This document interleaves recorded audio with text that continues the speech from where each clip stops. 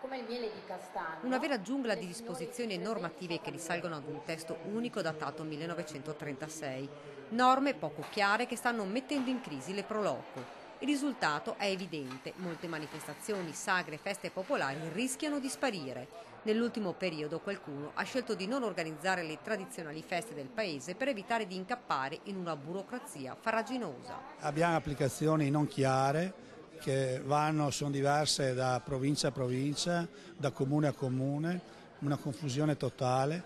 Noi abbiamo fatto adesso in occasione del 4 marzo delle elezioni politiche che ci sono state un appello a tutti i candidati perché venga fatta una legge ad hoc sulle manifestazioni temporanee. Dopo 80 anni c'è bisogno di una legge nuova e soprattutto chiara. Per questo, continua il Presidente, ci stiamo battendo. Non è possibile mettere sullo stesso piano manifestazioni con 100 cittadini con quelle dove partecipano invece 10.000 persone. Delle norme soprattutto poi applicabili.